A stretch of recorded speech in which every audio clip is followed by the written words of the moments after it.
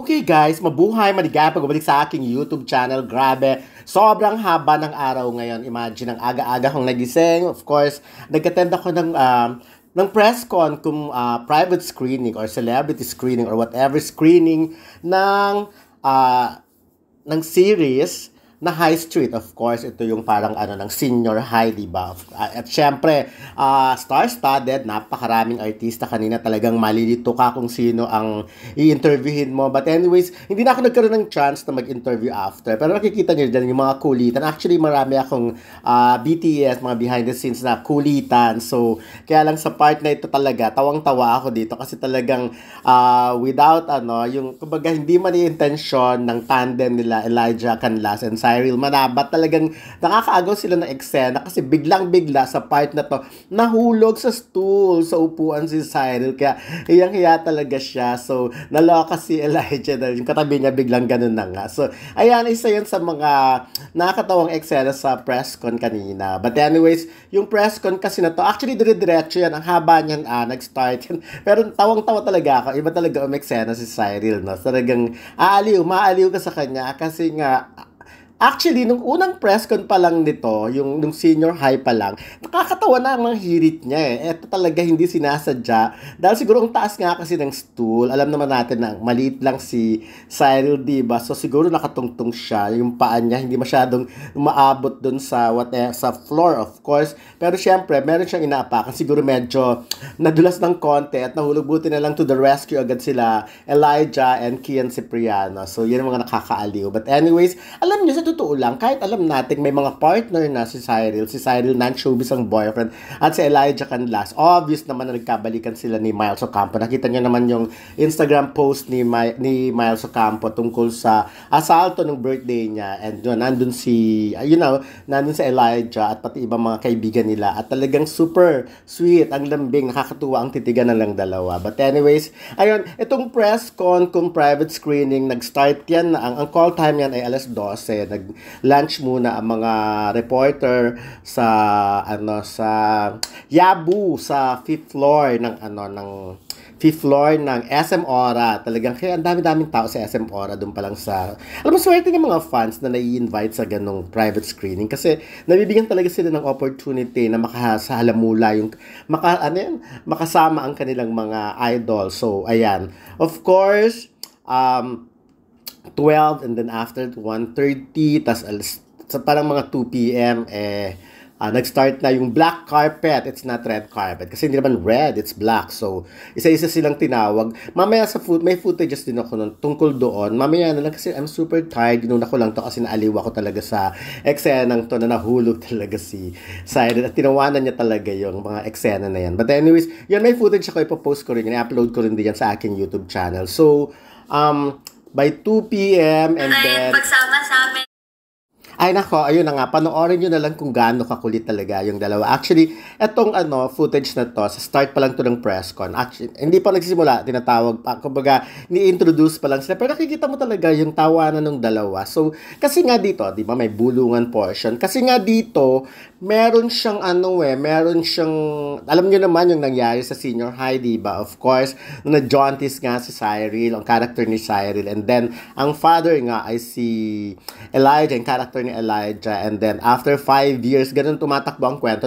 Napanood ko na yung first 2 episodes or yung first 2 days. Sayang nga dati kasi sana 1 week daw yung pinalabas. But anyways, nakita nyo na si Dimples Romana na bagong character na dapat abangan sa first and second episode pa lang. Talagang talagang mag-iisip ka, pagdududahan mo na kaagad kung anong character meron talaga siya.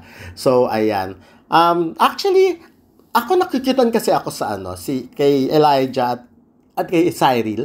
Alam niyo yun, yung parang super chika sila. Walang kamali-mali siya. Kasi ang ganda ng portrayal talaga nila sa senior high, at lalo siguro dito. Kaya lang, hindi ko nagkikwento, hindi ko i-spoil yung chika. But anyways, sa last part na ito, makikita nyo naman yung chika ni Cyril and of course Elijah. And of course, yung intro, yung kumbaga, yung Yung start pa lang ng press con, papakita ko lang kung paano sila pumasok isa-isa. Of course, in character, si Mon Confiado, nabibilib ka talaga. Ay, grabe ang role niya talaga doon, di ba?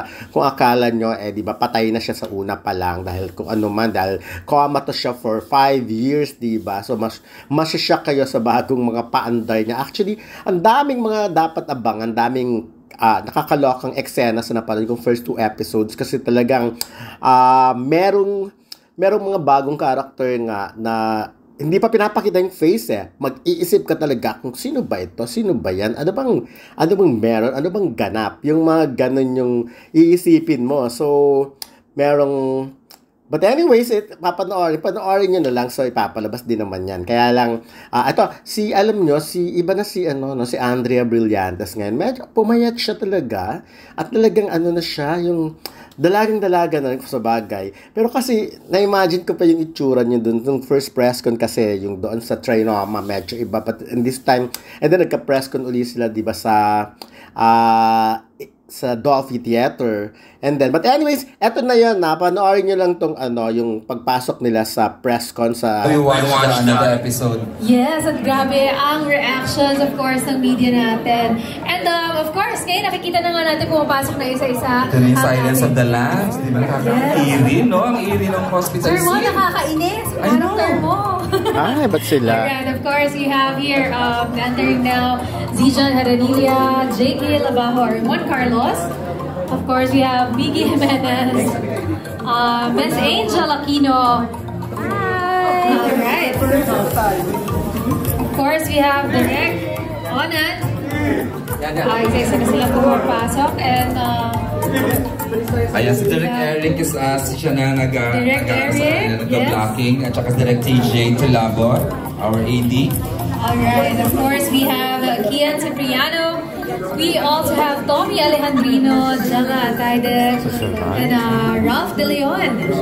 AC Bonifacio, we have Cyril Manabat, Miss Ana Abad, Ang husay nung Ana Abad Santos. Yes. Ang naloob. We have also Elijah Canlas, Harvey Bautista.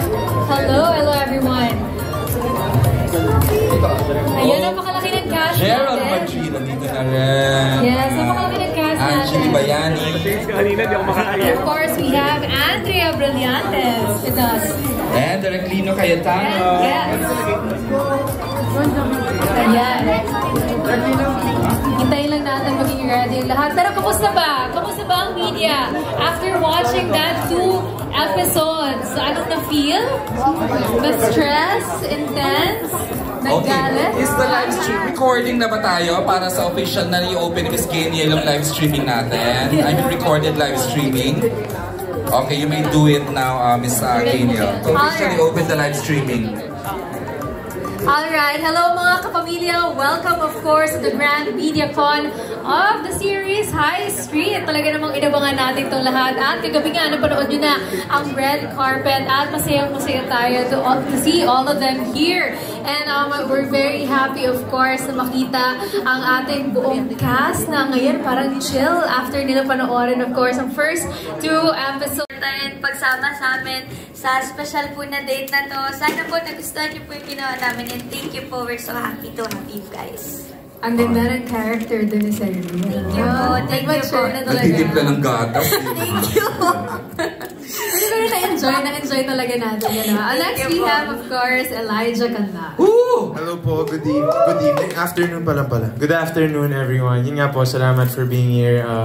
Aside from that, we're excited to hear your thoughts and your questions. Kaya excited po for this afternoon. Thank you. Tapos dito naman sa side na to tayo, Miss Genia, start with Rans! Ito suki ito eh. Hello po sa inyong lahat. Thank you for being here and sana mag-enjoy pa po tayo ngayong afternoon. Thank you so much po sa inyong lahat. Alright, thank you.